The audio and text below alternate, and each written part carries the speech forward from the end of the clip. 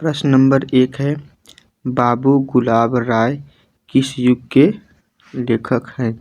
तो इसका option number B हो जाएगा आपका द्विवेदी युग।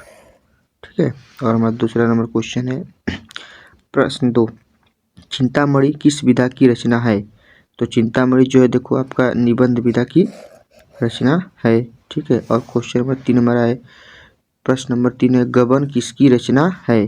तो गबन देखिए मुंशी प्रेमचंद की रचना है।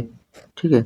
और क्वेश्चन नंबर 4 है, शुक्ल युग की समय अवधि क्या है? शुक्ल युग की समय अवधि क्या है? तो जो शुक्ल युग की समय अवधि होती है 1919 से 1938 तक मानी जाती है। ठीक है।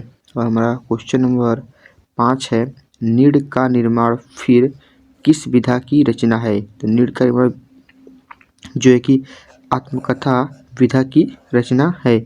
सब देखिए इंपॉर्टेंट क्वेश्चन है। ठीक है। क्वेश्चन नंबर 6 हमारा है, प्रिय प्रवास किस युग की रचना है?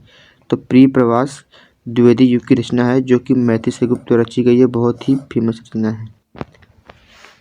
और प्रश्न 7 है, मधुशाला किसकी रचना है? तो मधुशाला जो है यहाँ पे हरिवंश राय बच्चन जी की रचना है। ठीक है। और क्वेश्चन नंबर 8 है, भारत भारती किसकी रचना है? तो भारत भारती शरगुप्त, मैथिली शरगुप्त, शंकर प्रसाद महादेव वर्मा, इनमें से मैथिली शरगुप्त जी की रचना है। ठीक है। और हमारा जो है कि क्वेश्चन नंबर 9 है, आधुनिक काल कब से कब तक माना जाता है? ऑप्शन है 1843 से अब तक, 1643 से 1843 तक, 1918 से 1936 तक, 1936 से 1943 तक।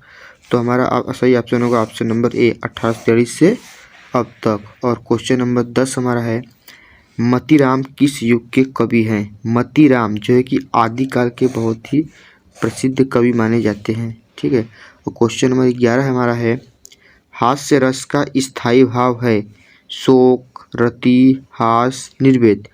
देखिए हास्य रस का स्थायी भाव जो है कि हास होता है। ठीक है। क्वेश्चन नंबर 12 हमारा है, रोला छंद में कुल कितने चरण होते हैं? तो रोला छंद में जो है कि 4 चरण होते हैं। इसके प्रत्येक चरण में 24-24 मात्राएं होती है। और क्वेश्चन नंबर 13 है, पीताम्बर में समास है। पीताम्बर पीला है, अंबर जिसका अर्थात विष्णु, जो है कि बहुब्रीहि समास है। प्रश्न नंबर 14 है, रामचरितमानस के कवि है। रामचरितमानस जो है बहुत ही प्रसिद्ध रचना है, जिसके कवि हैं तुलसीदास जी हैं। ठीक है।